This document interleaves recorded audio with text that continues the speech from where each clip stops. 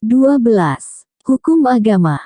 Dalam pasar abad pertengahan di Samarkand, sebuah kota yang dibangun di Asia Tengah, para pedagang Suriah menjajakan sutra-sutra halus China. Orang-orang suku dari kawasan padang rumput Siberia memajang rombongan baru budak-budak berambut jerami dari barat jauh, dan para pemilik toko mengantongi koin-koin emas mengilap berterat tulisan-tulisan dan gambar eksotis raja-raja yang tak dikenal.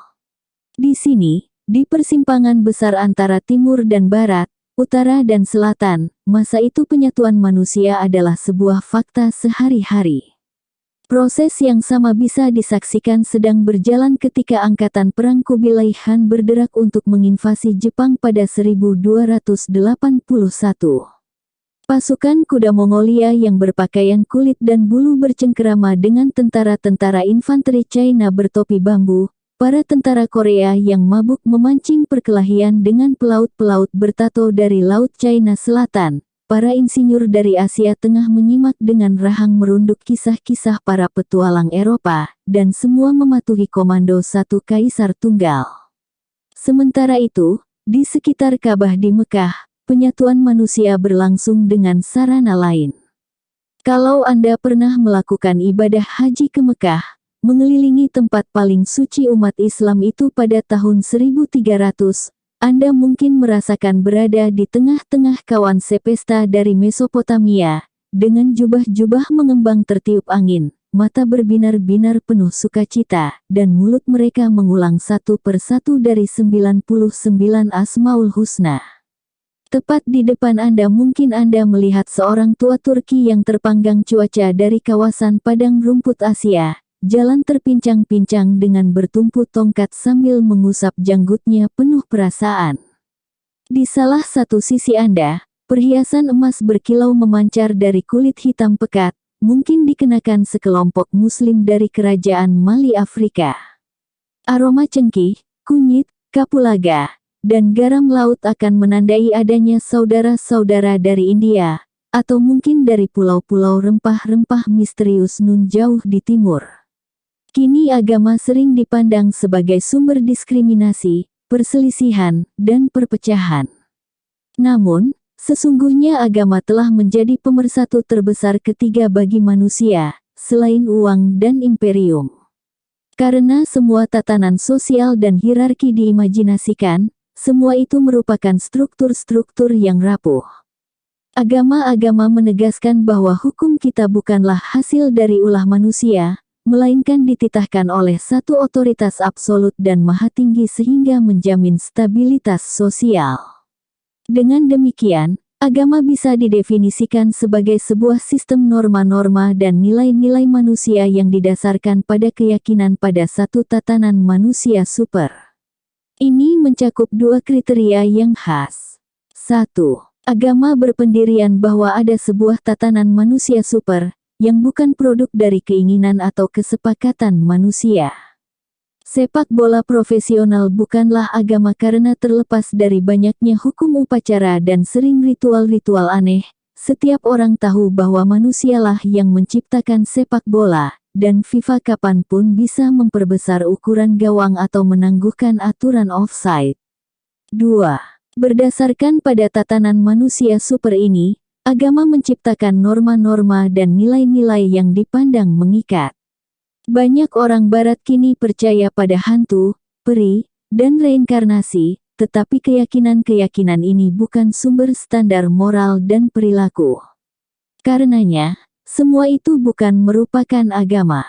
Terlepas dari kemampuannya untuk melegitimasi tatanan sosial dan politik yang menyebar luas, tak semua agama mengaktualkan potensi tersebut.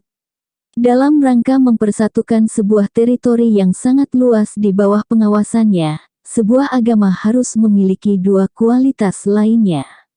Pertama, ia harus menopang sebuah tatanan universal manusia super, yang selalu benar dimanapun.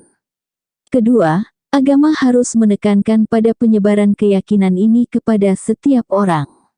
Dengan kata lain, ia harus universal dan misioner. Agama yang paling terkenal dalam sejarah seperti Islam dan Buddha, bersifat universal dan misioner. Akibatnya orang cenderung meyakini bahwa semua agama seperti mereka. Faktanya mayoritas agama kuno bersifat lokal dan eksklusif. Para pengikutnya meyakini dewa-dewa dan arwah-arwah, dan tak punya minat untuk menarik semua ras manusia menjadi pemeluknya. Sejauh yang kita ketahui, agama-agama universal dan misioner mulai muncul baru pada milenium pertama sebelum Masehi. Kemunculan agama-agama itu menjadi salah satu revolusi penting dalam sejarah, dan menjadi kontribusi vital bagi penyatuan manusia, sangat mirip dengan munculnya imperium-imperium universal dan uang universal. Membungkam domba-domba. Ketika animisme menjadi sistem keyakinan dominan, norma-norma dan nilai-nilai manusia harus mempertimbangkan sosok dan kepentingan banyak makhluk lain, seperti binatang, tumbuhan, peri, dan hantu. Misalnya, satu kawanan pengembara di lembah Gangga mungkin sudah membuat aturan yang melarang orang untuk menebang pohon ara yang sangat besar, agar arwah penjaga pohon tidak marah dan membalas. Satu kawanan pengembara lain yang hidup di lembah Indus melarang orang berburu rubah berekor putih karena rubah berekor putih dulunya mengungkapkan kepada seorang perempuan tua bijak di mana mereka bisa menemukan obsidian yang bagus. Agama-agama seperti itu cenderung sangat lokal dalam sosoknya, dan menekankan hal-hal unik dari lokasi-lokasi tertentu, iklim, dan fenomenanya. Sebagian besar pengembara menghabiskan seluruh hidup mereka di satu area tak lebih dari 1000 km persegi. Agar bisa bertahan hidup, para penghuni satu lembah tertentu perlu memahami tatanan manusia super yang mengatur lembah mereka, dan menyesuaikan perilaku mereka dengan aturan itu. Tak ada gunanya meyakinkan penghuni dari lembah yang jauh untuk mengikuti aturan yang sama. Orang-orang Indus tidak pusing berpikir untuk mengirim misionaris ke Gangga untuk meyakinkan penduduk setempat agar jangan memburu rubah berekor putih. Revolusi agrikultur tampaknya disertai suatu revolusi keagamaan. Para pemburu penjelajah memetik dan mencari tumbuhan-tumbuhan serta binatang-binatang liar, yang bisa dipandang memiliki status setara dengan Homo sapiens. Fakta bahwa manusia memburu domba tidak membuat domba lebih rendah derajatnya daripada manusia, sebagaimana fakta bahwa harimau memburu manusia tidak berarti manusia lebih rendah dari harimau. Makhluk hidup saling berkomunikasi secara langsung dan menegosiasikan aturan-aturan untuk mengatur habitat bersama mereka. Sebaliknya, para petani memiliki dan memanipulasi tumbuhan dan binatang, dan hampir tak menurunkan derajat mereka sendiri dengan menegosiasikan kepemilikan. Oleh karena itu, efek religius pertama dari revolusi agrikultur adalah mengubah tumbuhan dan binatang dari anggota setara dari sebuah meja bundar spiritual menjadi properti. Meskipun demikian, ini menciptakan sebuah problem besar. Para petani mungkin sudah mengidamkan kontrol absolut atas domba mereka, tetapi mereka tahu sepenuhnya bahwa kontrol mereka terbatas. Mereka bisa saja mengunci domba dalam kandang, mengebiri domba jantan, dan memelihara secara selektif domba-domba betina, tetapi mereka tidak bisa memastikan bahwa domba-domba itu bunting dan melahirkan anak-anak domba yang sehat, tidak pula mereka bisa mencegah ledakan epidemi mematikan. Kalau begitu, bagaimana melindungi kesuburan ternak? Satu teori terkemuka tentang asal-usul dewa-dewa berpendapat bahwa dewa-dewa menjadi berarti karena menawarkan sebuah solusi pada problem ini. Dewa-dewa seperti Dewi Kesuburan, Dewa Langit, dan Dewa Pengobatan mengambil posisi penting ketika tumbuh-tumbuhan dan binatang-binatang kehilangan kemampuan untuk bicara, dan peran utama dewa-dewa adalah memediasi antara manusia dan tumbuhan dan binatang-binatang yang membisu itu. Banyak mitologi kuno sesungguhnya merupakan kontrak hukum yang di dalamnya manusia menjanjikan penyembahan selamanya kepada dewa-dewa sebagai imbalan untuk penguasaan atas tumbuhan dan binatang. Bab pertama dari Kitab Kejadian adalah contoh sempurna. Selama ribuan tahun setelah revolusi agrikultur, liturgi keagamaan berisi terutama pengorbanan domba, anggur, dan kue kepada kekuatan-kekuatan ilahiyah, yang menjanjikan sebagai imbalannya panen berlimpah dan hewan-hewan ternak yang subur. Revolusi agrikultur pada mulanya memiliki dampak yang jauh lebih kecil pada status anggota lain sistem animis, seperti bebatuan, mata air, hantu, dan setan. Namun semua ini juga secara perlahan kehilangan status, tergeser oleh dewa-dewa baru.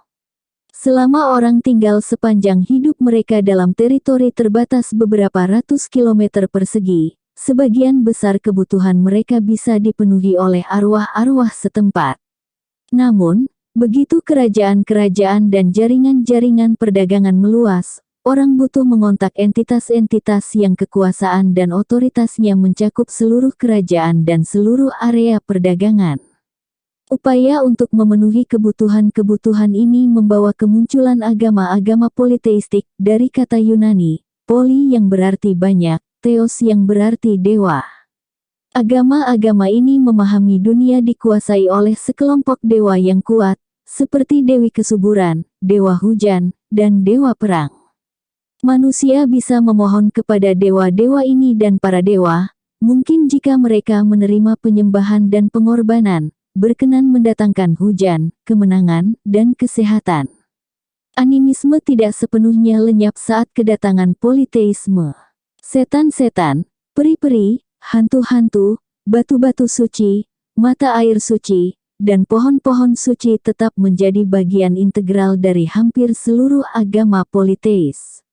Arwah-arwah ini memang jauh lebih tidak penting ketimbang dewa-dewa besar, tetapi untuk kebutuhan-kebutuhan duniawi kebanyakan masyarakat biasa, mereka cukup baik. Sementara raja di ibu kota mengorbankan puluhan domba gemuk kepada dewa perang, bersembahyang untuk kemenangan atas kaum barbar, petani di gubuknya menyalakan lilin untuk peri penunggu pohon ara, berdoa agar dia membantu mengobati putranya yang sakit. Akan tetapi dampak terbesar dari bangkitnya dewa-dewa besar bukanlah pada domba atau setan-setan, melainkan pada status Homo sapiens. Kaum animis memandang bahwa manusia hanya salah satu dari banyak makhluk yang menghuni dunia. Kaum politeis, di sisi lain, semakin jauh memandang dunia sebagai sebuah cerminan dari hubungan antara para dewa dan manusia. Doa-doa kita, pengorbanan-pengorbanan kita, dosa-dosa kita, dan kebajikan-kebajikan kita menentukan nasib dari seluruh ekosistem. Sebuah banjir dahsyat mungkin menyapu miliaran semut, belalang, kura-kura, rusa, jerapah, dan gajah, hanya karena beberapa sapiens bodoh membuat para dewa marah. Oleh karena itu, politeisme tidak hanya memuliakan status para dewa, tetapi juga status manusia. Para anggota yang kurang beruntung dari sistem animis lama kehilangan kedudukannya dan menjadi entah hiasan-hiasan ekstra atau bisu dalam drama besar hubungan manusia dengan para dewa. Manfaat pemujaan berhala. Selama 2000 tahun cuci otak oleh paham monoteis menyebabkan sebagian besar orang barat melihat politeisme sebagai pemujaan berhala yang bodoh dan kekanak-kanakan. Ini adalah stereotip yang tidak adil. Agar memahami inti dari logika politeisme, diperlukan penyerapan ide penopang keyakinan pada banyak dewa. Politeisme tidak dengan sendirinya menentang eksistensi satu kekuatan atau hukum tunggal yang mengatur seluruh alam semesta. Faktanya, agama-agama yang paling politeis dan animis mengakui kekuatan tertinggi semacam itu yang berdiri di belakang semua dewa yang berbeda-beda, setan-setan, dan batu-batu suci. Dalam politeisme klasik Yunani, Zeus, Hera, Apollo, dan kolega-kolega mereka adalah bawahan dari satu kekuatan maha kuasa dan mencakup segala hal nasib Moira, Ananke. Dewa-dewa Nordik juga merupakan budak nasib, yang menumpas mereka dalam bencana Ragnarok senjakala para dewa. Dalam agama politeistik Yoruba di Afrika Barat, semua dewa dilahirkan dari dewa tertinggi Olodumare, dan tetap patuh kepadanya. Dalam politeisme Hindu, satu pemimpin tunggal, Atman, menguasai banyak dewa dan arwah, manusia, dan dunia biologis serta fisik. Atman adalah esensi abadi atau jiwa dari seluruh alam semesta, di samping arwah setiap individu dan setiap fenomena. Makna fundamental dari politeisme, yang membedakannya dari monoteisme, adalah bahwa kekuatan tertinggi yang mengatur dunia terbebas dari kepentingan-kepentingan dan bias-bias, dan karena itu tidak berurusan dengan hasrat-hasrat, kepedulian, dan kecemasan duniawi manusia. Tidak ada gunanya meminta kepada kekuatan ini kemenangan perang, kesehatan, atau hujan karena dari titik kedudukannya yang meliputi segala hal, ia tidak membedakan apakah satu kerajaan tertentu menang atau kalah, apakah sebuah kota tertentu makmur atau terpuruk, apakah seseorang tertentu sembuh atau mati. Orang Yunani tidak membuang sia-sia pengorbanan demi nasib, dan Hindu tidak membangun kuil untuk Atman. Satu-satunya alasan untuk mendekati kekuatan tertinggi alam semesta adalah menahan segala nafsu dan menerima keburukan dengan kebajikan, bahkan menerima kekalahan, kemelaratan, sakit, dan kematian. Oleh karena itu, sebagian orang Hindu, yang dikenal sebagai sadhus atau sannyasis, membaktikan hidup mereka untuk bersatu dengan Atman sehingga mencapai pencerahan. Mereka kokoh memandang dunia dari sudut pandang prinsip fundamental ini, untuk menyadari bahwa dari perspektif keabadiannya seluruh hasrat dan kecemasan duniawi adalah fenomena yang tak bermakna dan tidak kekal. Meskipun demikian, sebagian besar orang Hindu bukanlah sadhus. Mereka tenggelam di kedalaman rawa urusan duniawi, di mana Atman tidak banyak membantu. Untuk mendapatkan pertolongan dalam urusan-urusan semacam itu, orang-orang Hindu mendekati para dewa yang memiliki kekuatan-kekuatan parsial. Tepat karena kekuatan-kekuatan mereka parsial, dan tidak mencakup semua hal, dewa-dewa seperti Ganesha, Laksmi, dan Saraswati memiliki kepentingan-kepentingan dan bias.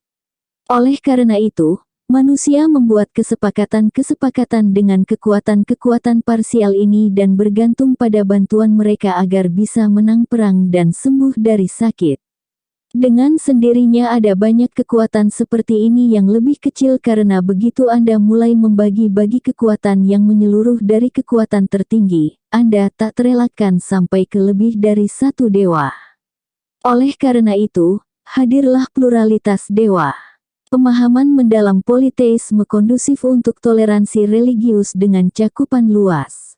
Karena kaum politeis percaya, di satu sisi, pada kekuatan tunggal dan sepenuhnya tidak memihak, dan di sisi lain percaya pada banyak kekuatan parsial yang bias, tidak ada kesulitan bagi para pemeluk satu Tuhan untuk menerima eksistensi dan kemanjuran dewa-dewa lainnya. Politeisme secara inheren berpikiran terbuka, dan jarang mengadili kaum bid'ah dan kafir.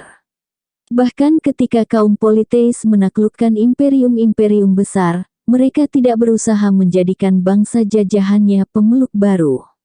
Bangsa Mesir, Romawi, dan Aztek tidak mengirim misionaris ke tanah-tanah asing untuk menyebarkan penyembahan Osiris, Jupiter, atau Huitzilopochtli, dewa tertinggi Aztek, dan mereka sudah pasti tidak mengirim angkatan perang untuk tujuan itu. Bangsa-bangsa jajahan dalam imperium diharapkan menghormati dewa-dewa dan ritual-ritual imperium karena dewa-dewa dan ritual-ritual ini melindungi dan melegitimasi imperium. Namun mereka tidak diharuskan meninggalkan dewa-dewa dan ritual-ritual lokal mereka. Dalam imperium Aztek, bangsa jajahan diwajibkan membangun kuil-kuil Huitzilopochtli, tetapi kuil-kuil ini dibangun bersandingan dengan dewa-dewa lokal, bukan menggantikannya. Dalam banyak kasus, elit imperium sendiri mengadopsi dewa-dewa dan ritual-ritual bangsa jajahannya. Orang-orang Romawi dengan senang hati menambahkan Dewi Asia Cybele dan Dewi Mesir Isis dalam jajaran dewa mereka. Satu-satunya dewa yang lama ditolak orang Romawi adalah Tuhan monoteistik dan evangelis Kristen. Imperium Romawi tidak mengharuskan orang Kristen meninggalkan keyakinan dan ritual mereka, tetapi diharapkan menghormati dewa-dewa pelindung imperium dan keilahian kaisar. Ini dipandang sebagai deklarasi loyalitas politik. Ketika orang-orang Kristen gigih menolak melakukannya, dan terus menolak semua upaya untuk berkompromi, orang Romawi bereaksi dengan menganiaya orang yang mereka anggap sebagai faksi subversif politik. Bahkan, ini dilakukan dengan setengah hati. Dalam 300 tahun sejak penyaliban Kristus sampai konversi Kaisar Konstantin, para kaisar politeis Romawi menginisiasi tak lebih dari 4 penyiksaan umum terhadap orang Kristen. Para administrator dan gubernur lokal menghasut kerusuhan anti-Kristen. Tetap saja, jika kita gabungkan semua korban dari semua penyiksaan itu, ternyata bahwa dalam 3 abad tersebut, kaum politeis Romawi membunuh tak lebih dari beberapa ribu orang Kristen. Sebaliknya dalam 1500 tahun kemudian, orang Kristen membantai orang Kristen sampai jutaan orang untuk mempertahankan interpretasi yang sedikit berbeda dari agama cinta dan kasih itu. Perang agama antara Katolik dan Protestan yang melanda Eropa pada abad ke-16 dan ke-19 benar-benar sangat kejam. Semua yang terlibat mengakui keilahian Kristus dan ajaran cinta dan kasih-Nya. Kaum Protestan percaya bahwa cinta ilahi begitu agung sehingga Tuhan menjelmakan diri dalam daging dan membiarkan dirinya disiksa dan disalib sehingga menebus dosa asal dan membuka gerbang surga bagi seluruh umat yang beriman kepadanya. Orang Katolik menganggap keyakinan itu memang esensial, tetapi tidak cukup. Untuk memasuki surga, umat beriman harus berpartisipasi dalam ritual-ritual gereja dan melakukan kebajikan-kebajikan. Orang Protestan menolak untuk menerima ini, dengan alasan bahwa ini mengecilkan kebesaran dan kasih Tuhan. Siapapun yang berpikir bahwa masuk surga bergantung pada kebajikannya berarti membesarkan makna dirinya, dan berimplikasi bahwa penderitaan Kristus di tiang salib dan kasih Tuhan pada manusia tidak cukup.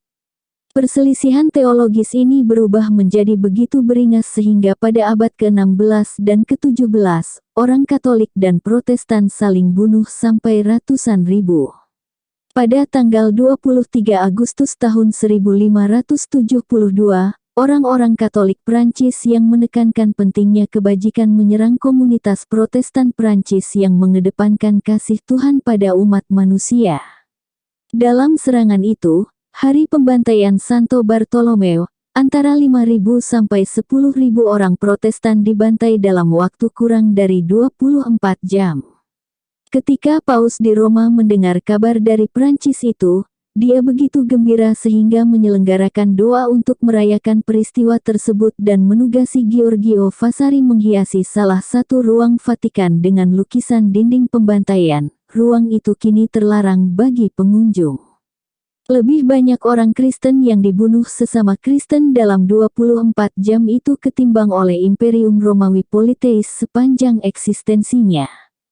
Tuhan itu satu. Seiring waktu, sebagian pengikut dewa-dewa Politeis menjadi begitu asyik dengan patron khusus mereka sehingga mereka terseret menjauh dari pemahaman dasar Politeis.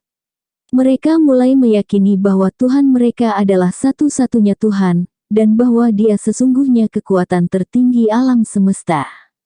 Meskipun demikian, pada saat yang sama, mereka terus memandang Dia memiliki kepentingan-kepentingan dan bias-bias, dan meyakini bahwa mereka bisa mencapai kesepakatan-kesepakatan dengannya. Maka lahirlah agama-agama monoteis, yang para pengikutnya memohon kepada kekuatan tertinggi alam semesta agar membantu mereka sembuh dari sakit, menang lotre, dan menang dalam perang. Agama monoteis pertama yang kita kenal muncul di Mesir 350 sebelum Masehi, ketika Firaun Akhenaten mendeklarasikan bahwa salah satu dewa kecil dari jajaran dewa Mesir, Dewa Aten, sesungguhnya adalah kekuatan tertinggi yang mengatur alam semesta. Akhenaten menetapkan penyembahan Aten sebagai agama negara dan berusaha memeriksa penyembahan terhadap semua dewa. Namun revolusi religiusnya itu tak berhasil. Setelah kematiannya penyembahan Aten ditinggalkan, kalah oleh jajaran dewa lama.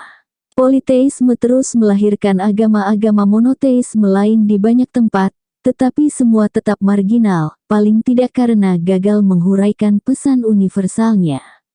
Judaisme misalnya, menyatakan bahwa kekuatan tertinggi alam semesta memiliki kepentingan-kepentingan dan bias-bias, tetapi kepentingan utamanya adalah pada negara mungil Yahudi dan pada tanah Israel yang dijanjikan.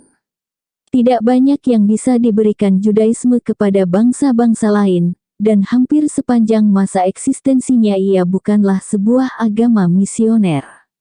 Tahap ini bisa disebut sebagai tahap monoteisme lokal. Terobosan besar datang bersama Kristen. Agama ini bermula sebagai sebuah sekte esoterik Yahudi yang berusaha meyakinkan orang-orang Yahudi bahwa Yesus dari Nazaret adalah Mesias yang telah lama mereka nanti-nantikan. Namun salah satu dari para pemimpin pertama sekte itu, Paulus dari Tarsus, berpendirian bahwa jika kekuatan tertinggi alam semesta memiliki kepentingan-kepentingan dan bias-bias, dan jika dia repot-repot menjelmakan diri dalam daging dan mati di tiang salib untuk penyelamatan manusia, maka itu sesuatu yang harus didengar setiap orang, bukan hanya oleh bangsa Yahudi. Maka perlu untuk menyebarkan kalimat baik Injil tentang Yesus ke seluruh dunia. Argumentasi Paulus jatuh di tanah yang subur. Orang-orang Kristen mulai mengorganisasi aktivitas misioner yang menyebar luas yang ditujukan kepada semua manusia. Dalam satu tikungan historis yang paling aneh, sekte esoterik Yahudi ini mengambil alih raksasa Imperium Romawi. Kesuksesan Kristen merupakan sebuah model bagi agama monoteis lain yang muncul di semenanjung Arab pada abad ke-7 Islam. Sebagaimana Kristen, Islam juga dimulai dari sebuah sekte kecil di sudut terpencil dunia, tetapi dalam sebuah kejutan yang lebih aneh dan lebih cepat, ia berhasil menyeruak di gurun Arabia dan mengukuhkan sebuah imperium besar yang terbentang dari Samudra Atlantik sampai ke India. Oleh karena itu, ide monoteis memainkan peran penting dalam sejarah dunia. Kaum monoteis cenderung jauh lebih fanatik dan misioner ketimbang kaum politeis. Sebuah agama yang mengakui legitimasi agama-agama lain menunjukkan bahwa kalau bukan Tuhannya merupakan kekuatan tertinggi alam semesta, maka ia menerima dari Tuhan hanya sebagian dari kebenaran universal. Karena kaum monoteis biasanya meyakini bahwa mereka memiliki seluruh pesan dari satu dan satu-satunya Tuhan, mereka tergugah untuk merendahkan semua agama lain.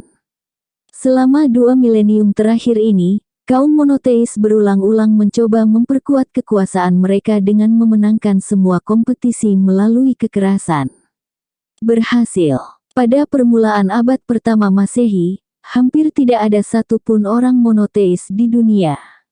Sekitar tahun 500 Masehi, salah satu imperium terbesar di dunia, Imperium Romawi adalah sebuah negara Kristen, dan para misionaris sibuk menyebarkan Kristen ke bagian-bagian lain Eropa, Asia, dan Afrika.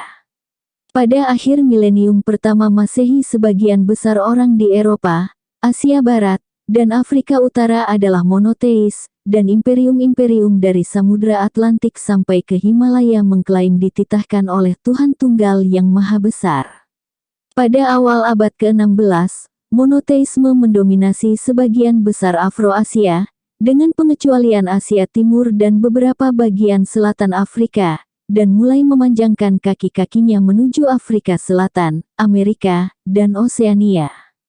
Kini sebagian besar orang di luar Asia Timur mematuhi salah satu agama monoteis, dan tatanan politik global dibangun di atas fondasi-fondasi monoteistik. Meskipun demikian, sebagaimana animisme terus bertahan dalam politeisme, demikian pula politeisme terus bertahan dalam monoteisme. Secara teori, begitu seseorang meyakini bahwa kekuatan tertinggi alam semesta memiliki kepentingan-kepentingan dan bias-bias, apa maknanya menyembah kekuatan-kekuatan parsial? Siapa yang mau mendekati seorang birokrat tingkat rendah ketika kantor presiden terbuka bagi Anda? Malah teologi monoteis cenderung mengingkari eksistensi semua Tuhan kecuali Tuhan yang tertinggi, dan menuangkan api neraka dan belerang kepada siapapun yang berani menyembah Tuhan-Tuhan itu. Akan tetapi, selalu saja ada jurang antara teori-teori teologis dan realitas-realitas historis. Sebagian besar orang menyadari sulitnya memaknai ide monoteis secara penuh. Mereka terus membagi dunia menjadi kita dan mereka, dan memandang kekuatan tertinggi alam semesta sebagai terlalu jauh dan asing bagi kebutuhan-kebutuhan duniawi mereka. Agama-agama monoteis mengusir dewa-dewa ke pintu depan dengan banyak perayaan, hanya untuk membawanya masuk kembali melalui jendela samping. Kristen misalnya, mengembangkan jajaran dewanya sendiri, santo-santo, yang kultus-kultusnya sedikit berbeda dari kultus dewa-dewa politeistik. Sebagaimana dewa Jupiter membela Roma dan Huitzilopochtli melindungi Imperium Aztec, demikian pula setiap kerajaan Kristen memiliki patron santanya sendiri yang membantu mengatasi kesulitan-kesulitan dan memenangi perang. Inggris dilindungi oleh Santo George, Skotlandia oleh Santo Andrew, Hungaria oleh Santo Stephen, dan Prancis oleh Santo Martin. Kota-kota besar dan kecil, profesi-profesi, dan bahkan penyakit-penyakit, masing-masing punya santo sendiri. Kota Milan punya Santo Ambrose, sementara Santo Markus mengawasi Venesia. Santo Elmo melindungi para pembersih cerobong asap, sedangkan Santo Matiu mengulurkan tangan kepada para pengumpul pajak yang tertekan. Jika Anda menderita sakit kepala Anda harus menyembah Santo Agathius, tetapi jika sakit gigi, maka Santo Apolonia adalah pendengar yang jauh lebih bagus. Santo-santo Kristen tidak semata-mata menyerupai para dewa politeis. Sering santo-santo itu adalah dewa-dewa yang menyamar. Misalnya Dewi Utama Irlandia Celtic sebelum kedatangan Kristen adalah Brigid. Ketika Irlandia terkristenkan, Brigid juga dibaptis. Dia menjadi Santo Brigid, yang sampai hari ini merupakan santo yang paling dihormati dalam Katolik Irlandia. Pertarungan yang baik dan yang jahat. Politeisme melahirkan tidak hanya agama-agama monoteis, tetapi juga agama dualistik. Agama-agama dualistik mengiringi keberadaan dua kekuatan yang bertentangan, baik dan jahat.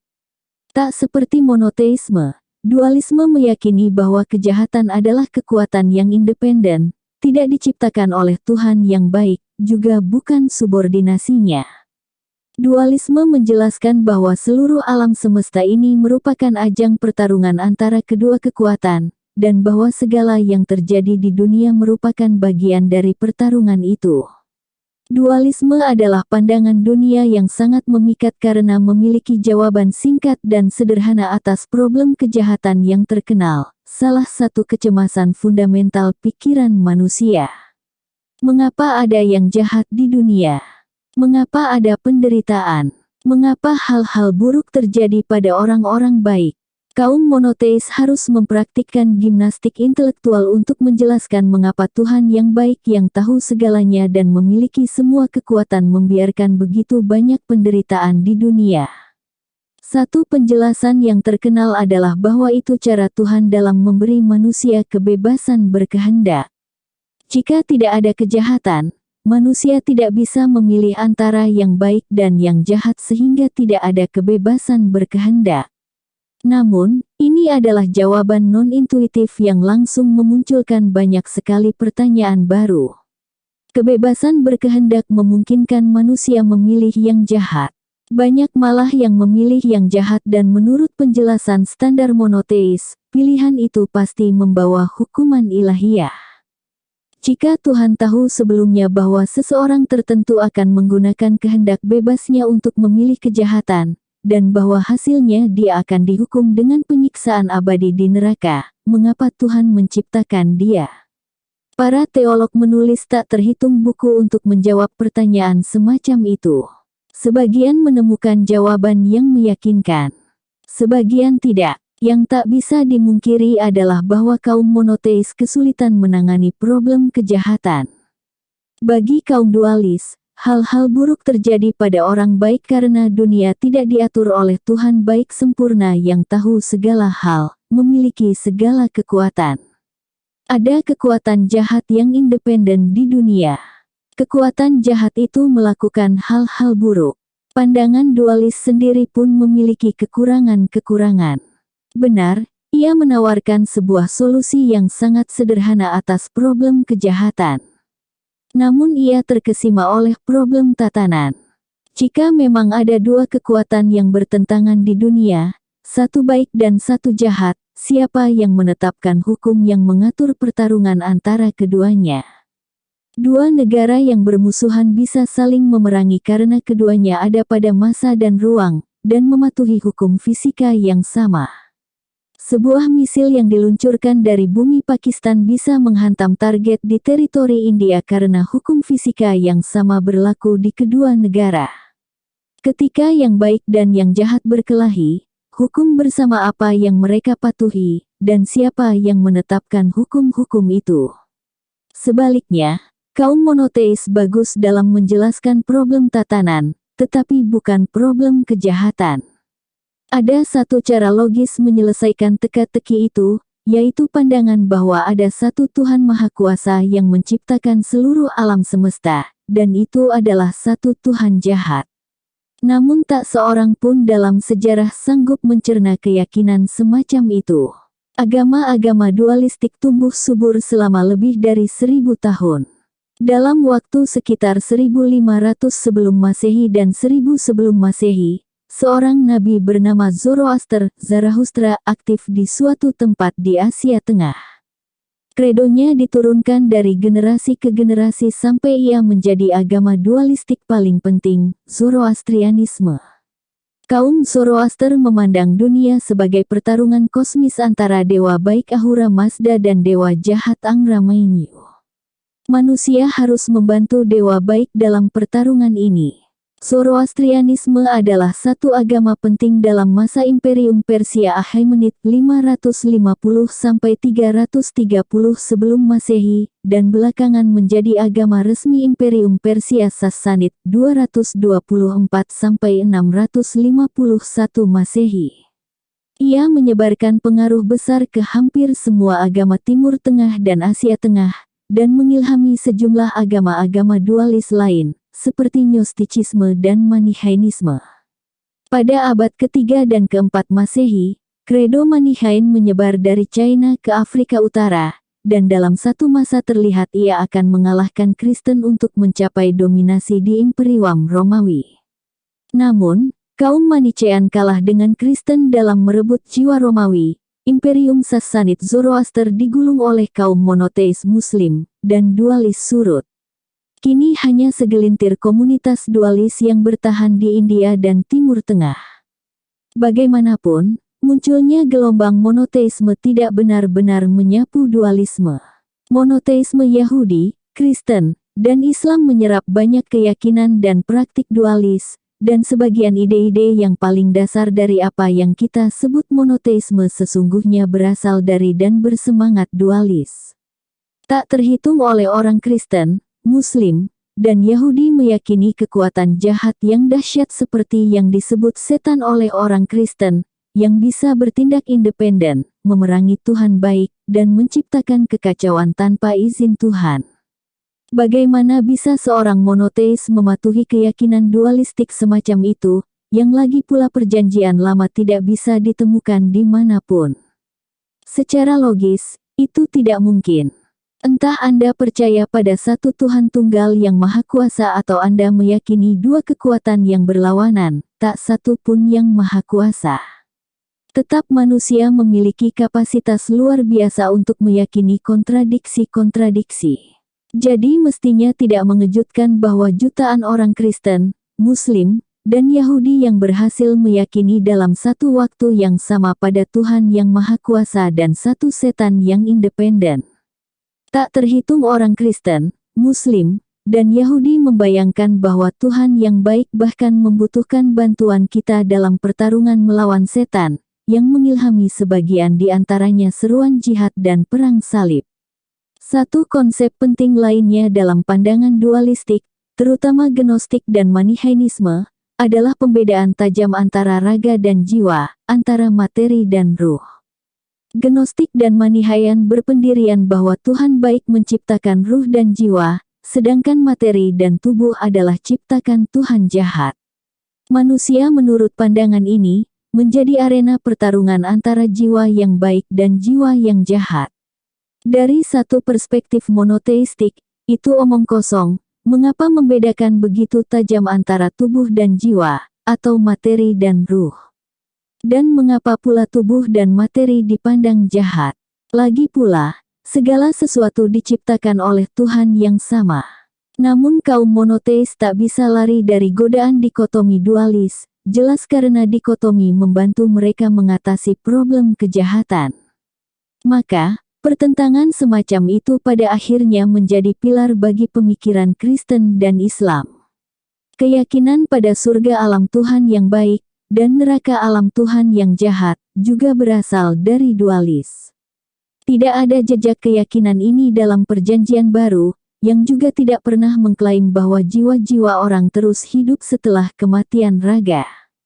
Faktanya, monoteisme sebagaimana peran yang telah dimainkannya dalam sejarah, adalah sebuah kaleidoskop warisan monoteis, dualis, politeis, dan animis yang menyatu di bawah payung ilahiyah tunggal. Rata-rata orang Kristen meyakini monoteisme Tuhan, tetapi juga setan dualis, santo-santo politeis, dan hantu-hantu animis. Para ahli agama memiliki nama untuk persetujuan simultan atas ide-ide yang berbeda dan bahkan kontradiktif dan kombinasi ritual-ritual serta praktik-praktik ini yang diambil dari berbagai sumber. Itu disebut sinkretisme. Sinkretisme, mungkin malah satu-satunya agama besar dunia. Hukum alam. Semua agama yang telah kita diskusikan sejauh ini memiliki kesamaan. Satu karakteristik penting, mereka fokus pada satu keyakinan kepada Tuhan-Tuhan dan entitas-entitas supranatural lainnya. Ini tampak jelas bagi orang-orang Barat, yang mengenal terutama kredo-kredo monoteistik dan politeistik. Namun sesungguhnya sejarah agama dunia tidak bermuara pada sejarah Tuhan-Tuhan. Dalam milenium pertama sebelum Masehi, agama-agama sebagai sebuah jenis baru secara menyeluruh mulai menyebar di Afro-Asia. Pendatang-pendatang baru, seperti Jainisme dan Buddhisme di India, Daoisme dan Konfusianisme di China, dan Stoicisme, Sinchisme, serta Epikureanisme di daratan Mediterania, dicirikan oleh pengabaiannya pada dewa-dewa.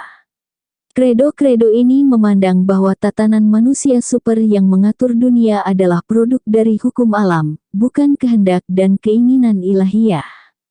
Sebagian dari agama-agama hukum alam ini terus mengiringi eksistensi Tuhan-Tuhan, tetapi Tuhan-Tuhan mereka tunduk pada hukum alam, tak ubahnya seperti manusia, binatang, dan tumbuhan.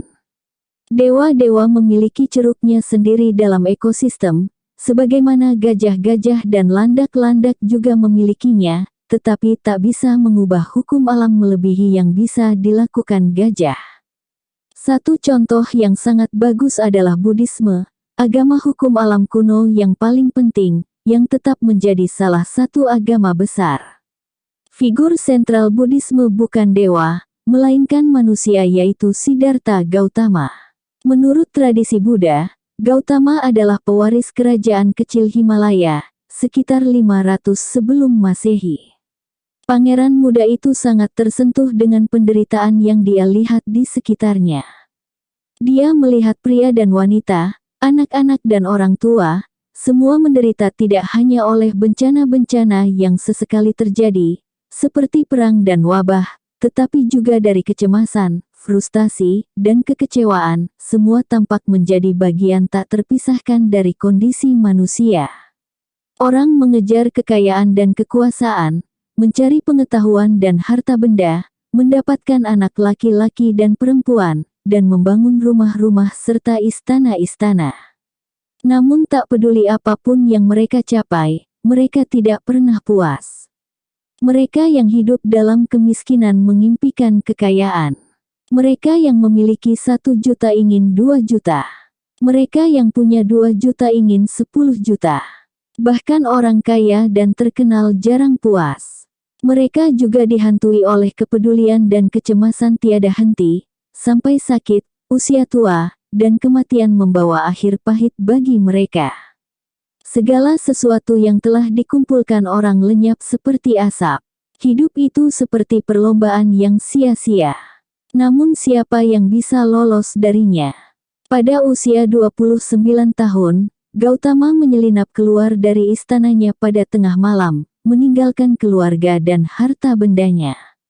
Dia pergi sebagai gelandangan ke India Utara, mencari jalan untuk keluar dari penderitaan. Dia mengunjungi ashram-ashram dan duduk bersimpuh di kaki para guru, tetapi tidak membebaskannya secara menyeluruh. Ketidakpuasan selalu ada. Dia tidak putus asa. Dia teguh menyelidiki penderitaannya sendiri sampai menemukan sebuah metode untuk pembebasan sempurna. Dia menghabiskan waktu 6 tahun bermeditasi menari esensi, sebab-sebab dan obat bagi penderitaan manusia. Akhirnya dia sampai pada kesadaran bahwa penderitaan bukan disebabkan oleh nasib buruk ketidakadilan sosial, atau oleh kehendak ilahiyah. Namun, penderitaan disebabkan oleh pola-pola perilaku dalam pikiran seseorang. Dalam pemahaman mendalam Gautama, terlepas dari apapun yang dialami, pikiran biasanya beraksi dengan nafsu. Nafsu selalu melibatkan ketidakpuasan. Ketika pikiran mengalami sesuatu yang tidak nyaman, ia bernafsu untuk menyingkirkan ketidaknyamanan itu. Ketika pikiran mengalami sesuatu yang menyenangkan, ia bernafsu agar kesenangan itu tetap ada dan akan membesar. Karena itu, pikiran selalu tidak puas dan selalu gelisah. Ini sangat jelas ketika kita mengalami hal-hal yang tidak menyenangkan, seperti rasa sakit. Sepanjang rasa sakit itu berlanjut, kita tidak puas dan melakukan semua yang bisa kita lakukan untuk menghindarinya. Namun, bahkan ketika kita mengalami hal-hal yang menyenangkan, kita tidak pernah puas. Entah kita takut kesenangan itu akan hilang, atau kita berharap itu akan membesar. Orang mengimpikan selama bertahun-tahun menemukan cinta, tetapi jarang yang puas ketika menemukannya. Sebagian menjadi cemas pasangannya akan pergi, yang lain merasa bahwa tempat tinggal mereka murah, dan mestinya mendapatkan seseorang yang lebih baik. Dan kita semua tahu orang yang berhasil melakukan keduanya. Tuhan Maha Besar bisa mengirim kita hujan, institusi-institusi sosial yang menyediakan keadilan dan perawatan kesehatan yang baik, serta kebetulan-kebetulan menguntungkan bisa mengubah kita menjadi miliuner. Tetapi tak seorang pun bisa mengubah pola dasar mental kita.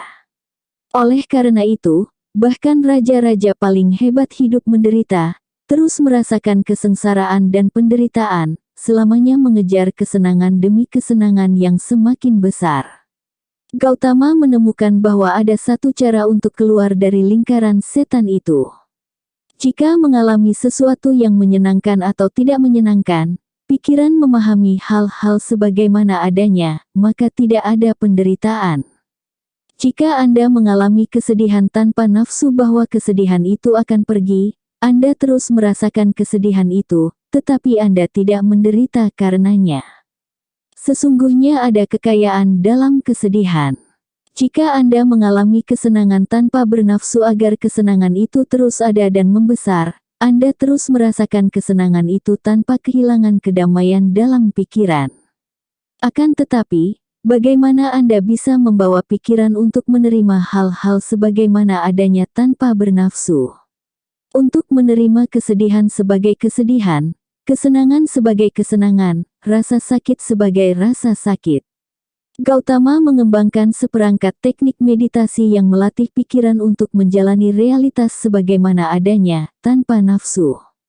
Praktik-praktik ini melatih pikiran memfokuskan semua perhatian pada pertanyaan, apa yang sedang aku alami sekarang?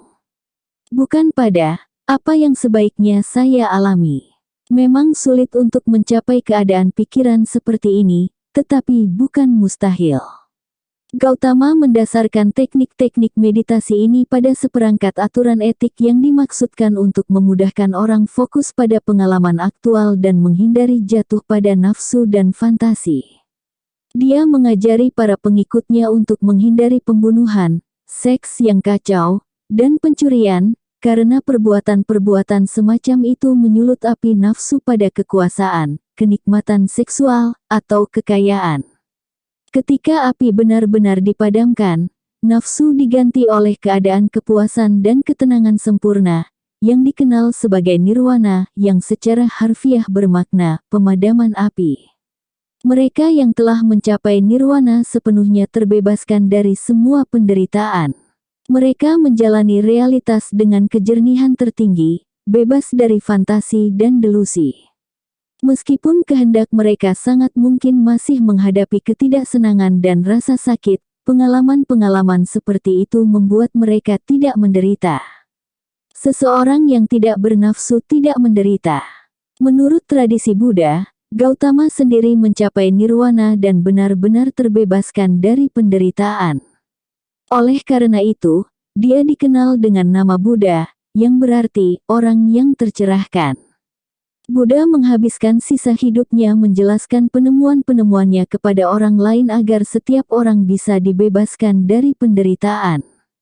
Dia mengemas ajaran-ajarannya menjadi satu hukum tunggal, penderitaan muncul dari nafsu. Satu-satunya cara untuk benar-benar terbebas dari penderitaan adalah dengan membebaskan sepenuhnya dari nafsu, dan satu-satunya cara untuk membebaskan dari nafsu adalah melatih pikiran untuk menjalani realitas sebagaimana adanya.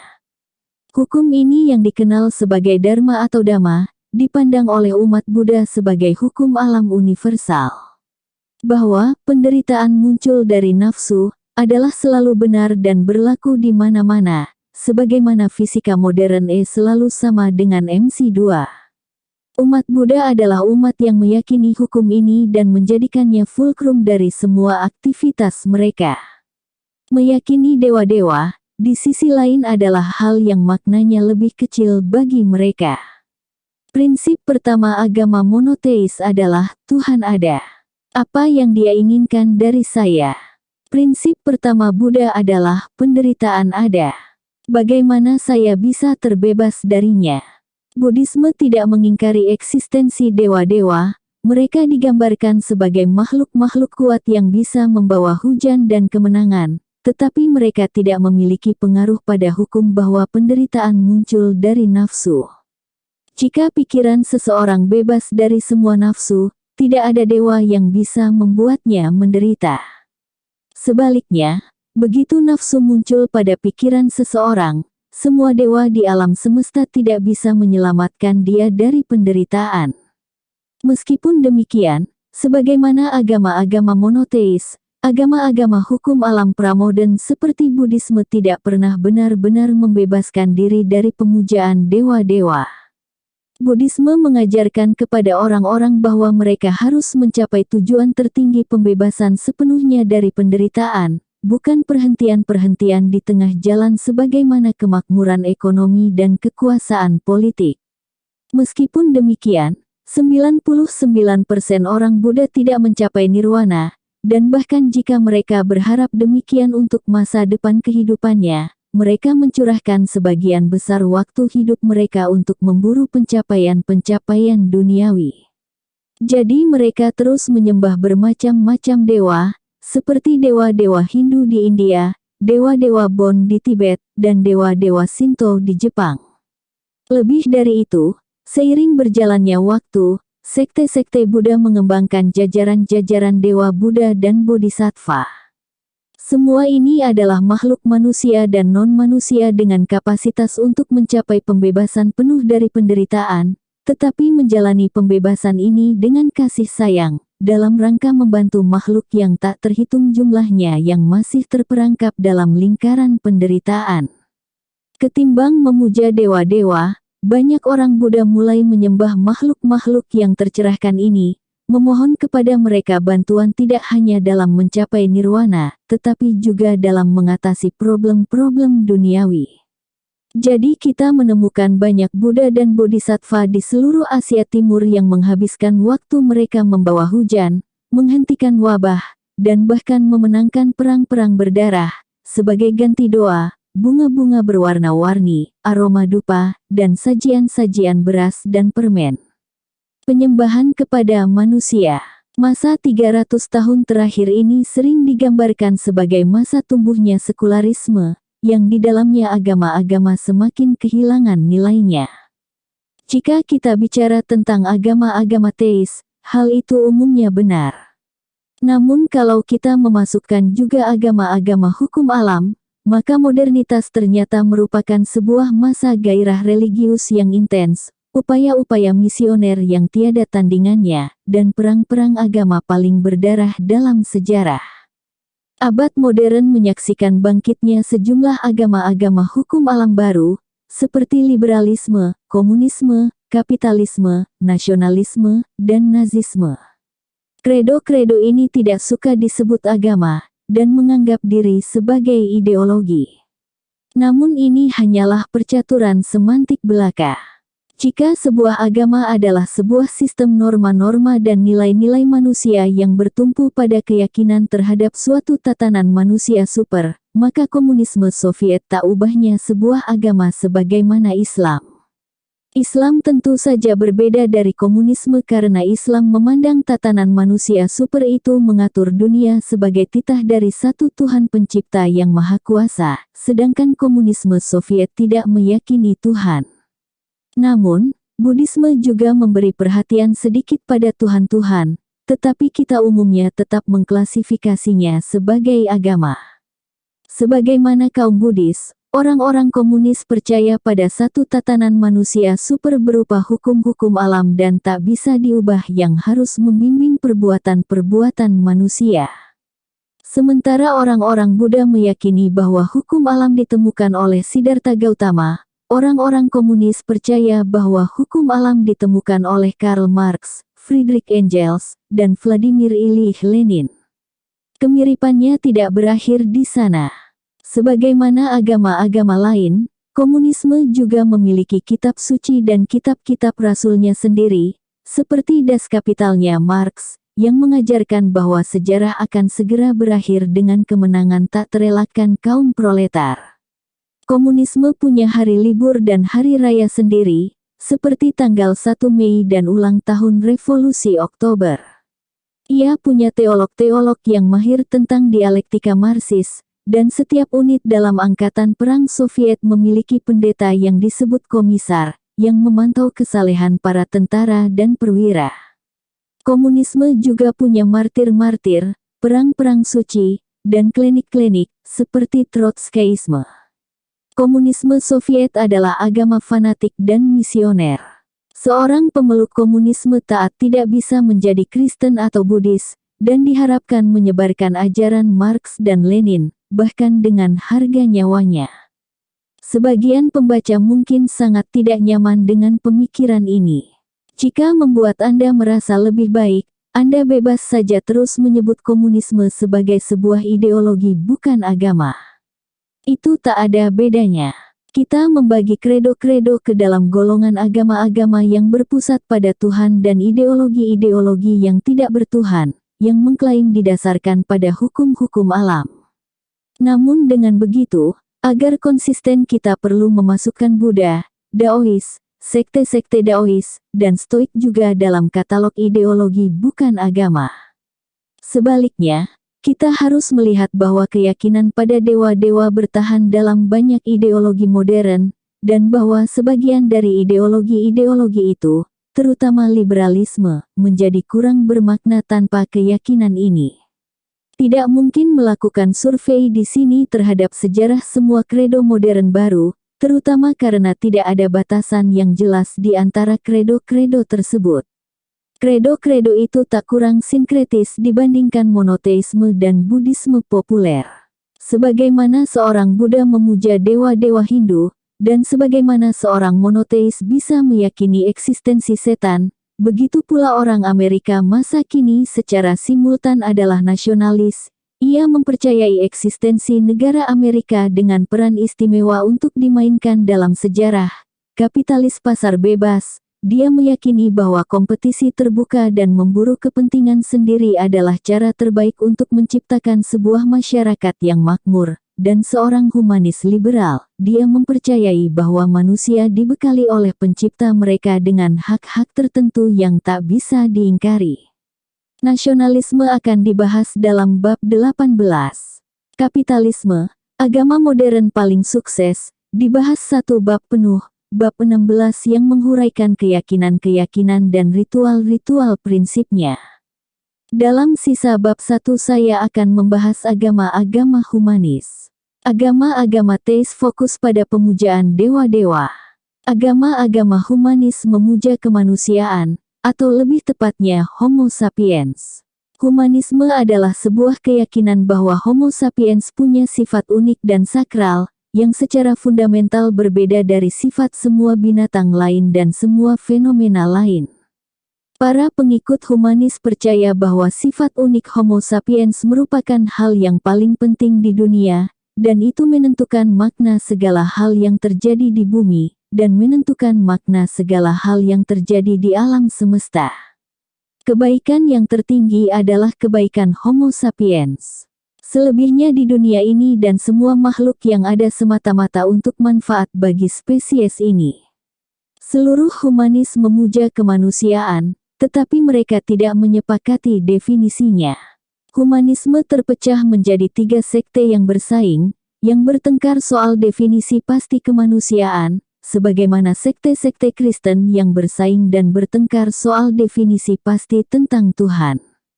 Kini sekte humanis yang paling penting adalah humanisme liberal, yang meyakini bahwa kemanusiaan adalah kualitas manusia-manusia individual sehingga kebebasan individu-individu adalah sangat suci.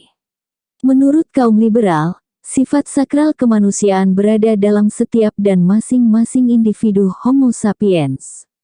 Inti dari manusia individual memberi makna kepada dunia, dan menjadi sumber bagi seluruh otoritas etis dan politis. Jika kita menghadapi sebuah dilema etis atau politis, kita harus melihat ke dalam dan mendengarkan suara hati kita, suara kemanusiaan. Firman pokok humanisme liberal dimaksudkan untuk melindungi kebebasan suara hati itu melawan intrusi atau perusakan. Firman-firman ini secara kolektif dikenal sebagai hak-hak asasi manusia. Itulah sebabnya, misalnya kaum liberal menolak penyiksaan dan hukuman mati. Di Eropa era awal modern, para pembunuh dipandang melanggar dan mendestabilkan tatanan kosmis.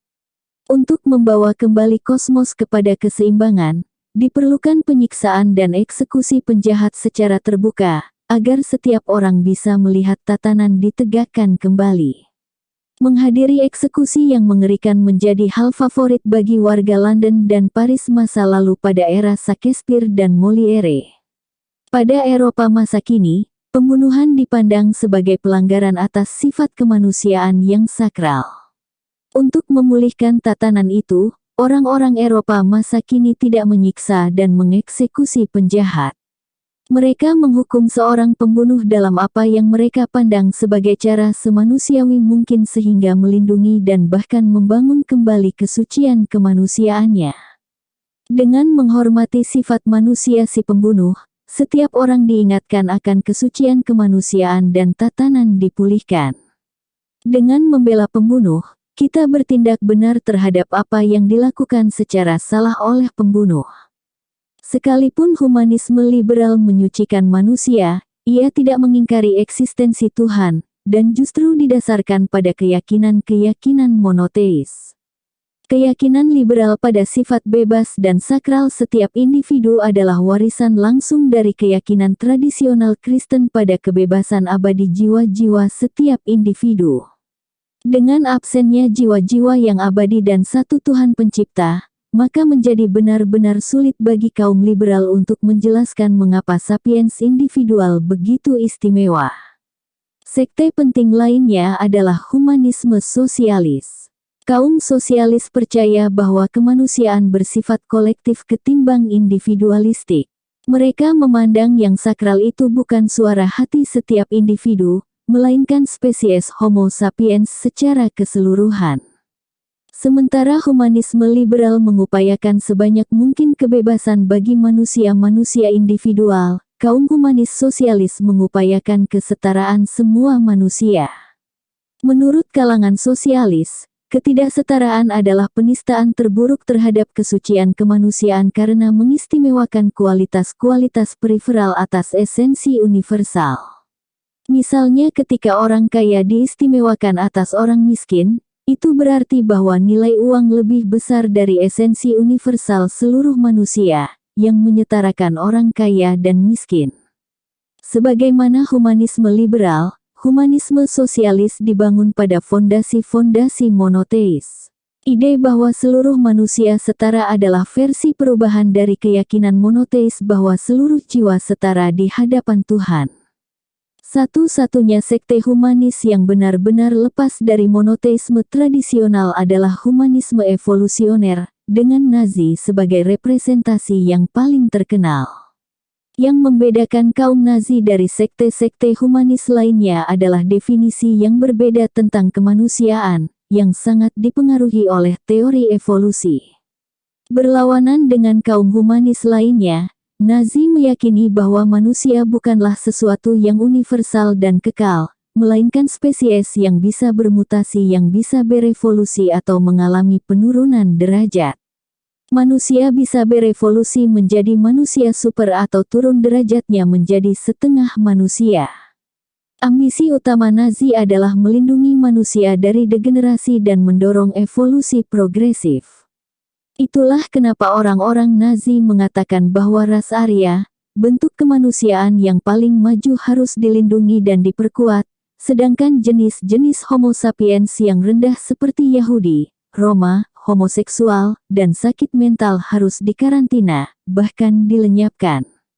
Orang-orang Nazi menjelaskan bahwa Homo sapiens sendiri muncul ketika satu populasi superior manusia kuno berevolusi, sedangkan populasi-populasi inferior seperti Neanderthal punah. Populasi-populasi yang berbeda ini mula-mula tidak lebih dari ras belaka, tetapi berkembang secara independen sesuai jalur evolusi masing-masing. Ini mungkin akan terjadi lagi. Menurut kaum Nazi, Homo sapiens sudah terbagi menjadi beberapa ras yang terpisah, yang masing-masing memiliki kualitas unik. Salah satu dari ras-ras ini, ras Arya, memiliki kualitas terbaik, rasionalisme, keindahan, integritas, dan ketekunan. Oleh karena itu, ras Arya memiliki potensi untuk mengubah manusia menjadi manusia super. Ras-ras lain seperti Yahudi dan kulit hitam adalah Neanderthal masa kini yang memiliki kualitas rendah. Jika dibiarkan berbiak, dan terutama melalui perkawinan silang dengan Arya, mereka akan merusak seluruh populasi manusia dan menyebabkan punahnya Homo sapiens. Para ahli biologi sudah mematahkan teori ras Nazi. Terutama riset genetik yang dilakukan setelah 1945 menunjukkan bahwa perbedaan-perbedaan antara berbagai garis keturunan manusia jauh lebih kecil ketimbang yang dipostulat oleh Nazi. Namun konklusi-konklusi ini relatif baru. Jika ditengok keadaan pengetahuan saintifik pada 1933, keyakinan-keyakinan Nazi sebetulnya nyaris tidak berada dari lingkaran itu. Eksistensi ras-ras manusia yang berbeda, superioritas ras kulit putih, dan perlunya melindungi dan memelihara ras superior dipegang teguh oleh kaum elite Barat. Para sarjana di sebagian besar universitas paling prestisius di Barat, dengan menggunakan metode-metode saintifik ortodoks masa ini, menerbitkan studi-studi yang diduga membuktikan bahwa ras kulit putih lebih pintar, lebih etis, dan lebih terampil ketimbang orang Afrika atau India. Para politisi di Washington, London, dan Canberra menerimanya sebagai kebenaran bahwa tugas merekalah mencegah pengaruh dan penurunan derajat ras kulit putih dengan misalnya membatasi imigrasi dari China atau bahkan dari Italia ke negara-negara Arya seperti Amerika Serikat dan Australia. Pandangan-pandangan ini tidak berubah begitu saja karena riset saintifik baru diterbitkan. Perkembangan-perkembangan sosiologis dan politis adalah mesin-mesin perubahan yang jauh lebih kuat. Dalam pengertian ini, Hitler menggali tidak hanya kuburannya sendiri, tetapi kuburan rasisme secara umum. Ketika melancarkan Perang Dunia II, dia memaksa musuh-musuhnya untuk membuat pembedaan yang tegas antara kita dan mereka. Setelah itu, jelas karena ideologi Nazi begitu rasis, dan rasisme menjadi terdiskreditkan di Barat. Namun perubahan butuh waktu. Supremasi kulit putih tetap menjadi ideologi arus utama dalam politik Amerika, bahkan sampai era 1960-an. Politik Australia Putih tetap berlaku sampai 1973. Orang-orang Australia etnis aborigin tidak mendapatkan hak-hak politik yang setara sampai 1960-an, dan sebagian besar tidak diberi hak pilih dalam pemilihan umum karena mereka diputuskan tidak cocok untuk berfungsi sebagai warga negara. Agama-agama humanis, agama memuliakan manusia. Nazi tidak membenci kemanusiaan.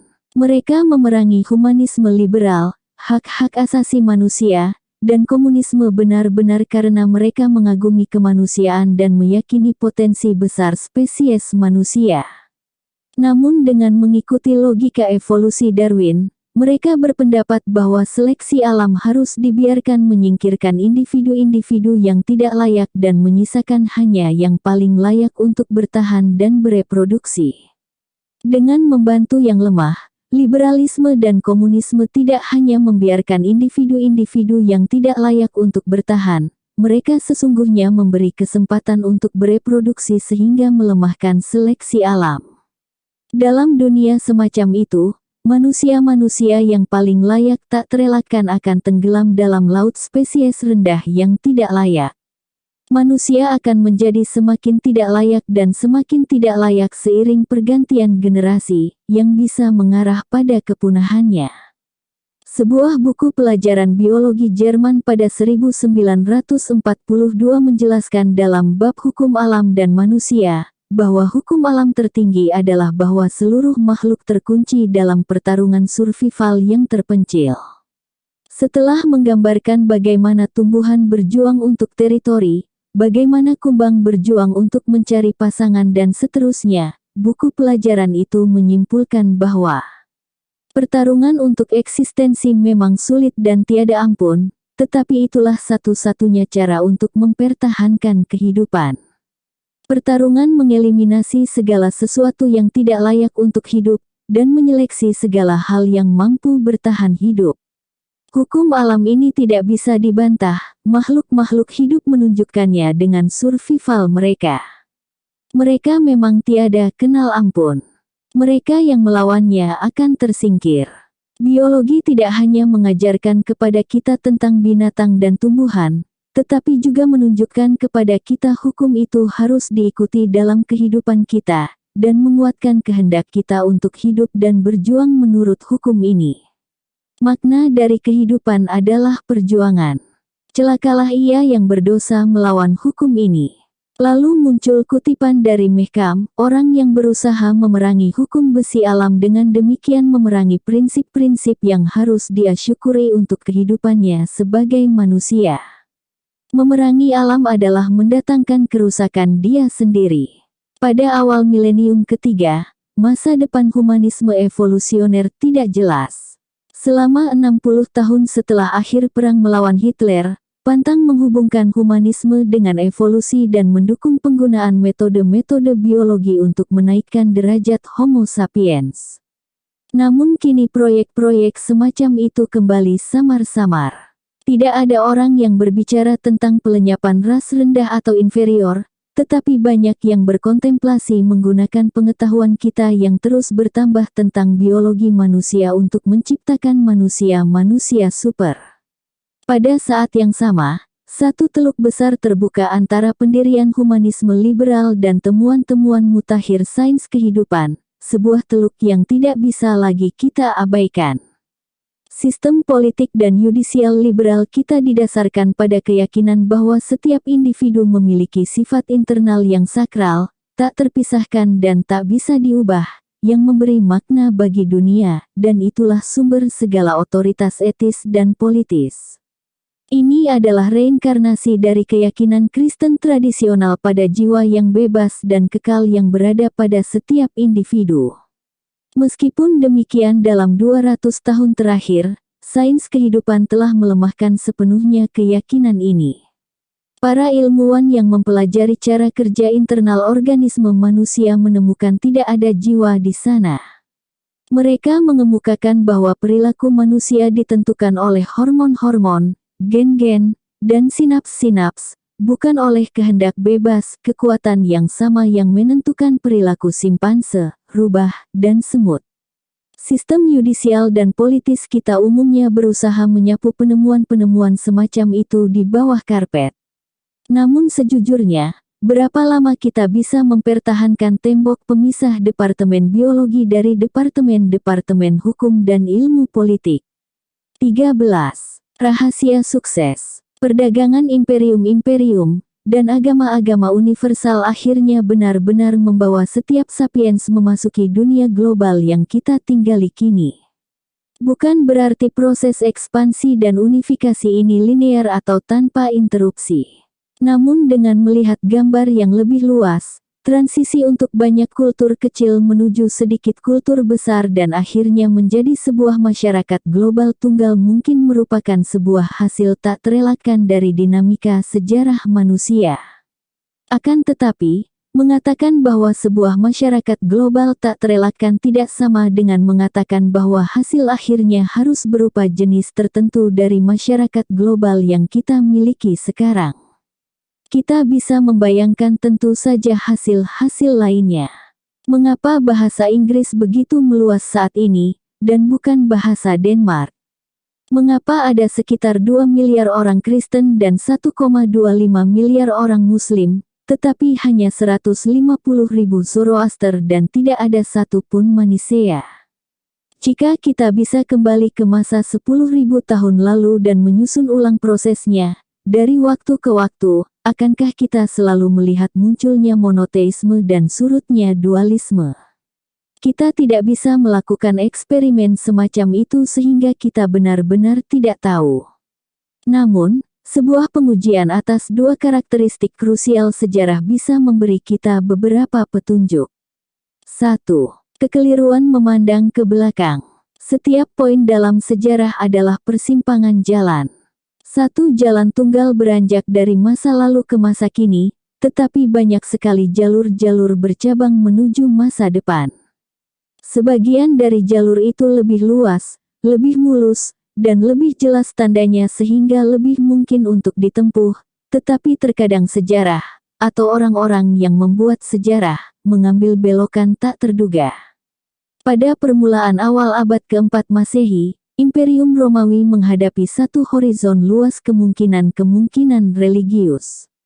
Mestinya ia bisa tetap saja pada politeisme tradisionalnya yang beraneka ragam. Namun Sang Kaisar Konstantin, dengan memandang ke belakang pada satu era kekacauan perang saudara, tampaknya berpikir bahwa satu agama tunggal dengan doktrin yang jelas bisa membantu menyatukan dunianya yang secara etnis beragam. Dia mestinya bisa memilih yang manapun di antara kultus-kultus kontemporer yang banyak jumlahnya untuk menjadi agama nasional, Manihaisisme, Mitraisme, kultus Isis, atau Cybele, Zoroaster, Judaisme, dan bahkan Buddhisme semuanya adalah opsi-opsi yang tersedia. Mengapa dia memilih Yesus? Apakah ada sesuatu dalam teologi Kristen yang memikatnya secara personal atau mungkin satu aspek agama yang menjadikan ia berpikir itu akan lebih mudah digunakan untuk tujuan-tujuannya? Apakah dia memiliki sebuah pengalaman religius, atau apakah sebagian dari para penasihatnya memberi masukan bahwa orang-orang Kristen cepat mendapat pengikut dan akan lebih mudah melompat ke dalam kendaraan itu? Para sejarawan bisa saja berspekulasi, tetapi tidak akan dapat memberikan jawaban definitif. Mereka bisa menggambarkan bagaimana Kristen mengambil alih Imperium Romawi, tetapi mereka tidak bisa menjelaskan mengapa kemungkinan yang sangat khusus ini terwujud. Apa perbedaan antara menggambarkan bagaimana dan menjelaskan mengapa? Menggambarkan bagaimana berarti merekonstruksi serangkaian peristiwa spesifik yang bergerak dari satu titik ke titik lainnya. Menjelaskan mengapa berarti menemukan koneksi-koneksi kausal yang berarti bagi kejadian dari serangkaian peristiwa-peristiwa tertentu dengan pengabaian yang lain. Sebagian ahli benar-benar memberikan penjelasan deterministik tentang peristiwa-peristiwa semacam munculnya Kristen. Mereka berupaya untuk mereduksi sejarah manusia menjadi ulah kekuatan-kekuatan biologis, ekologis, atau ekonomis. Mereka memandang bahwa ada sesuatu tentang geografi, genetika, atau ekonomi dari Mediterania Romawi yang menjadikan kemunculan agama monoteis tak terelakkan. Namun sebagian besar sejarawan cenderung skeptis terhadap teori-teori deterministik semacam itu. Ini adalah salah satu tanda pembeda dari sejarah sebagai sebuah disiplin akademis. Semakin baik Anda tahu suatu periode historis tertentu, semakin sulit untuk menjelaskan mengapa sesuatu terjadi dengan satu atau lain cara. Mereka yang hanya memiliki pengetahuan superficial tentang periode tertentu cenderung fokus hanya pada kemungkinan bahwa hal itu pada akhirnya terwujud.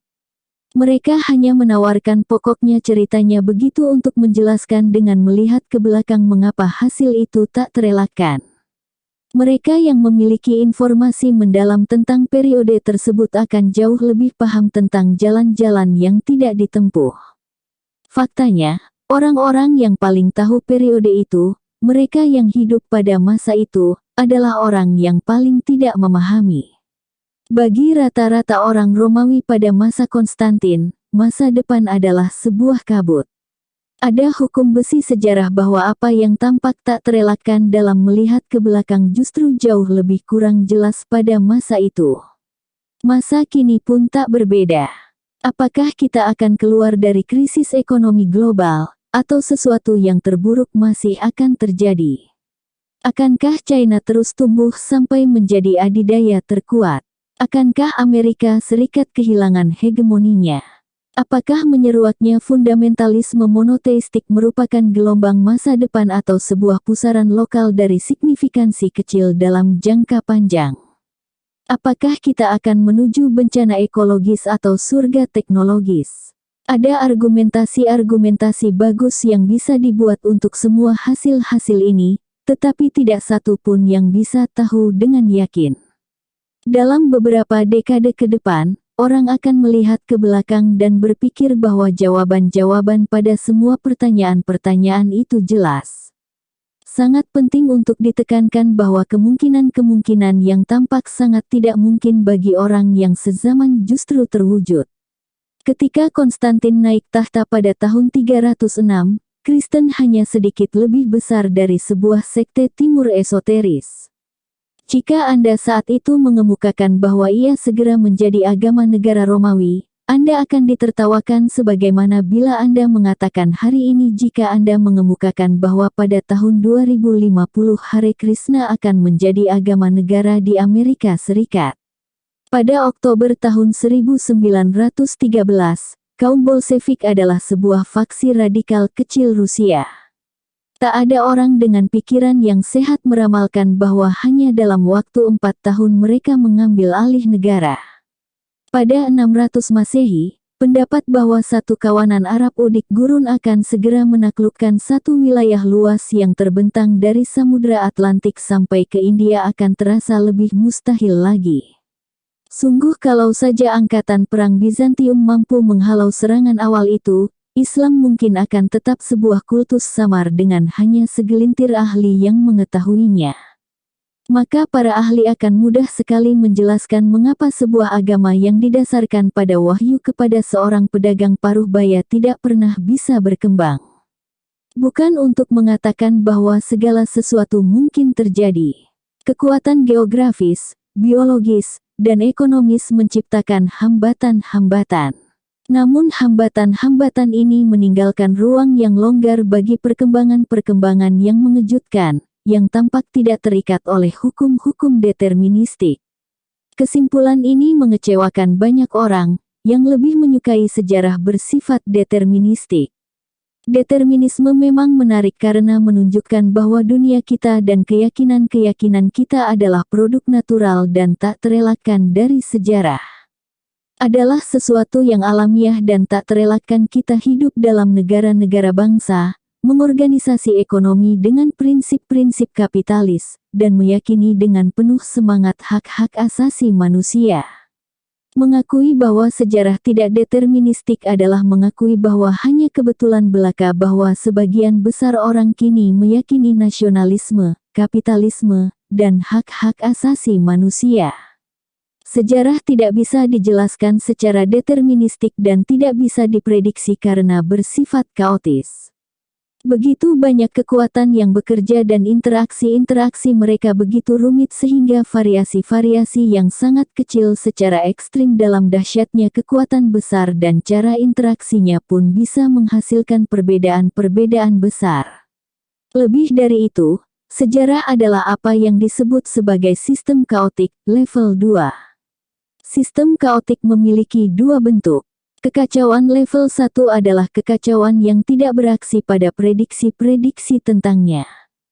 Cuaca misalnya adalah sistem kaotik level 1.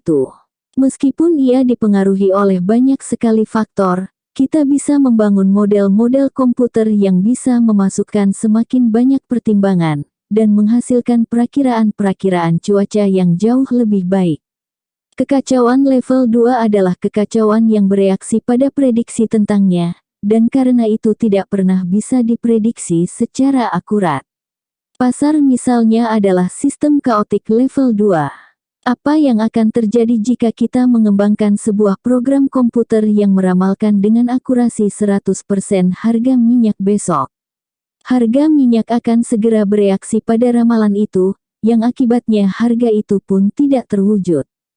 Jika harga minyak saat ini $90 per barel, dan program komputer sempurna memprediksi besok harganya menjadi $100, para pedagang bergegas membeli minyak sehingga mereka bisa mendapatkan untung dari naiknya harga yang diprediksi itu. Akibatnya, harga langsung melonjak ke $100 per barel hari ini, bukan besok. Lalu apa yang terjadi besok? Tak seorang pun tahu. Politik juga sistem kaotik level 2. Banyak orang mengkritisi Sovietologis karena gagal meramalkan revolusi-revolusi 1989, menghukum para pakar Timur Tengah karena tidak mengantisipasi revolusi-revolusi Arab Springs pada 2011. Ini tidak adil. Revolusi-revolusi per definisi adalah sesuatu yang tidak bisa diprediksi. Sebuah revolusi yang bisa diprediksi tidak pernah meletus. Mengapa tidak? Bayangkan misalnya sekarang tahun 2010 dan sejumlah ilmuwan politik jenius yang bersekongkol dengan seorang ahli komputer mengembangkan suatu algoritma canggih yang setelah dihubungkan dengan antarmuka atraktif, bisa dipasarkan sebagai peramal revolusi. Mereka menawarkan layanan kepada Presiden Mesir Hosni Mubarak dan sebagai imbalan atas tanda jadi dengan nilai istimewa, memberitahu Mubarak bahwa menurut ramalan mereka sebuah revolusi akan benar-benar meletus di Mesir pada tahun depan. Bagaimana reaksi Mubarak? Sangat mungkin dia segera menurunkan pajak, mendistribusikan miliaran dolar untuk dibagi-bagi kepada warga negara, dan juga menggenjot kewaspadaan pasukan polisi rahasia untuk berjaga-jaga. Langkah-langkah preventif itu berhasil. Tahun berganti, dan mengejutkan revolusi tidak terjadi. Mubarak meminta uangnya kembali. Algoritma Anda tidak berguna, teriaknya kepada para ilmuwan. Saya mestinya bisa membangun istana lagi, bukan membuang uang percuma.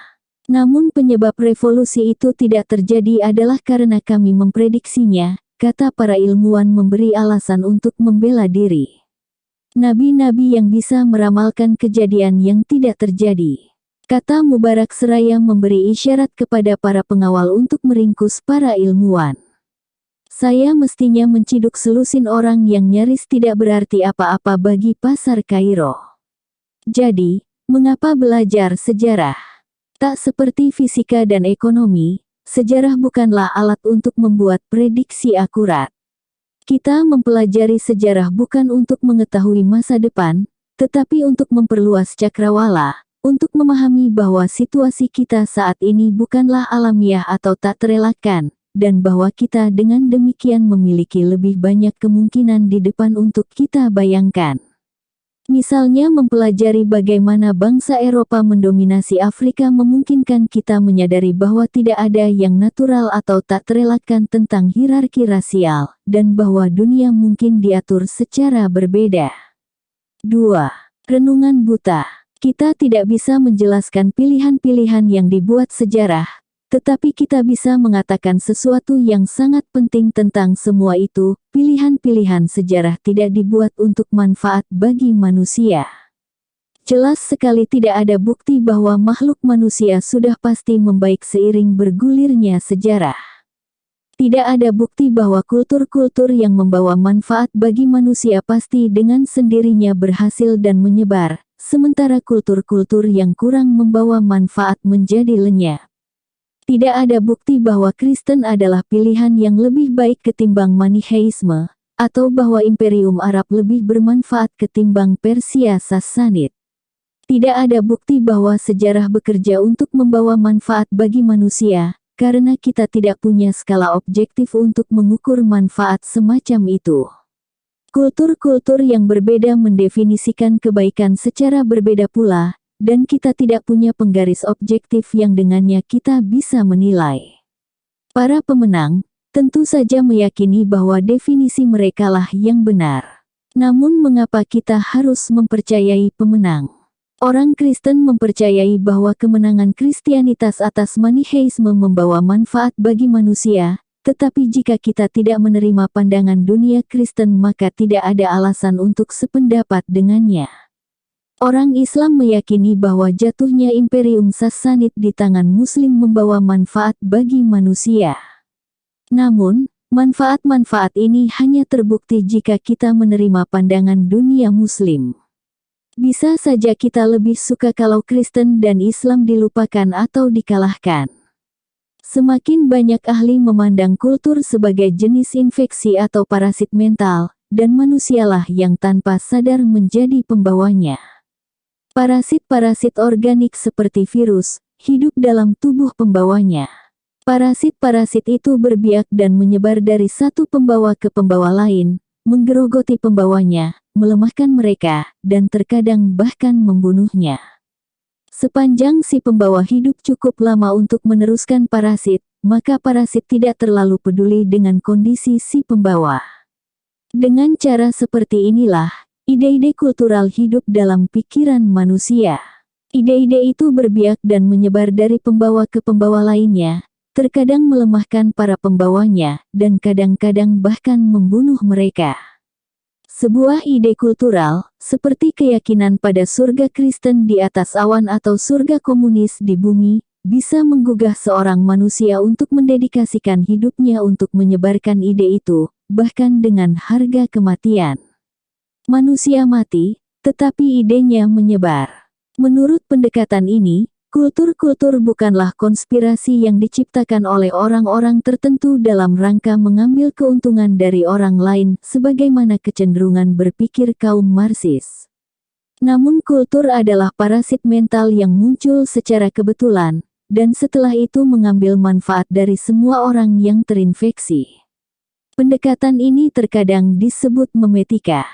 Diasumsikan bahwa, sebagaimana evolusi organik didasarkan pada replikasi unit-unit informasi organik yang disebut gen, demikian pula evolusi kultural didasarkan pada replikasi unit-unit informasi kultural yang disebut meme. Kultur-kultur yang sukses adalah kultur yang hebat dalam mereproduksi meme-meme mereka, terlepas dari biaya dan manfaatnya bagi manusia si pembawa. Sebagian ahli dalam bidang kemanusiaan mencela memetika, memandangnya sebagai upaya amatir untuk menjelaskan proses-proses kultural dengan analogi-analogi biologis yang kasar. Namun banyak di antara para ahli itu patuh pada saudara kembar perempuan memetika, postmodernisme. Para pemikir postmodernis berbicara tentang diskursus, bukan meme-meme sebagai batu bata bangunan kultur. Meskipun demikian, mereka memandang kultur menyebarkan diri tanpa banyak berurusan dengan manfaat bagi manusia. Misalnya, para pemikir postmodernisme menggambarkan nasionalisme adalah wabah mematikan yang menyebar ke seluruh dunia pada abad ke-19 dan ke-20, menyebabkan perang, penindasan, kebencian, dan genosida. Momen ketika rakyat di satu negara terinfeksi olehnya, negara-negara tetangga juga berkemungkinan terjangkiti virus itu. Virus nasionalis menampilkan diri sebagai hal yang membawa manfaat bagi manusia, tetapi sesungguhnya bermanfaat terutama untuk dirinya. Argumentasi-argumentasi serupa lazim dalam ilmu-ilmu sosial, di bawah payung teori permainan. Teori permainan menjelaskan bagaimana dalam sistem-sistem dengan banyak pemain, pandangan-pandangan dan pola-pola perilaku yang merugikan semua pemain tentu berhasil mengakar dan menyebar. Perlombaan senjata adalah contoh yang terkenal. Banyak perlombaan senjata membangkrutkan semua yang terlibat di dalamnya, tanpa benar-benar mengubah perimbangan kekuatan militer. Ketika Pakistan membeli pesawat-pesawat canggih, India merespons dengan hal yang sama. Ketika India mengembangkan bom nuklir, Pakistan mengikutinya. Ketika Pakistan memperbesar angkatan lautnya, India pun menandingi.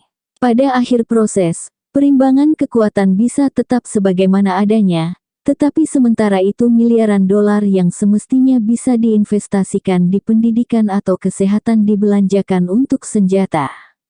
Namun dinamika perlombaan senjata sulit dilawan. Perlombaan senjata adalah sebuah pola perilaku yang menyebarkan diri seperti sebuah virus dari satu negara ke negara lainnya, merugikan setiap orang, tetapi mengambil manfaat untuk dirinya di bawah kriteria evolusioner survival dan reproduksi. Ingat bahwa persaingan senjata, seperti sebuah gen, tidak memiliki kesadaran, ia tidak berusaha secara sadar untuk bertahan dan bereproduksi. Penyebarannya adalah hasil tak sengaja dari suatu dinamika yang kuat. Terserah mau sebut apa, teori permainan, postmodernisme atau memetika, dinamika sejarah tidak diarahkan menuju penguatan kesejahteraan manusia. Tidak ada dasar untuk berpikir bahwa kultur-kultur yang paling sukses dalam sejarah dengan sendirinya kultur terbaik bagi Homo sapiens. Sebagaimana evolusi, sejarah tidak peduli dengan kebahagiaan individual organisme. Dan manusia-manusia individual pun biasanya terlalu bodoh dan terlalu lemah untuk mempengaruhi alur sejarah agar menguntungkan baginya. Sejarah berjalan dari satu persimpangan ke persimpangan berikutnya, memilih alasan misterius tertentu untuk mengikuti jalur ini terlebih dulu kemudian jalur lainnya. Sekitar tahun 1500 Masehi, sejarah membuat pilihan yang paling penting, mengubah tidak hanya nasib manusia, tetapi juga tak terbantahkan nasib seluruh kehidupan di muka bumi.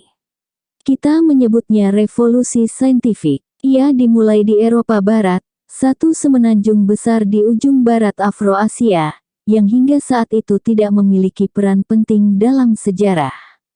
Mengapa revolusi saintifik mulai di sana, bukan di tempat lain, dan tidak di China atau India? Mengapa ia dimulai pada pertengahan milenium kedua Masehi, bukan 2 abad sebelumnya atau 3 abad sesudahnya? Kita tidak tahu. Para sarjana telah mengajukan puluhan teori, tetapi tak satu pun di antaranya benar-benar meyakinkan. Sejarah memiliki horizon kemungkinan-kemungkinan yang sangat luas, dan banyak kemungkinan tidak pernah terwujud. Pantas untuk membayangkan sejarah berjalan generasi demi generasi sambil melengkapi revolusi saintifik, sebagaimana pantas pula membayangkan sejarah tanpa Kristianitas, tanpa Imperium Romawi, dan tanpa koin-koin emas.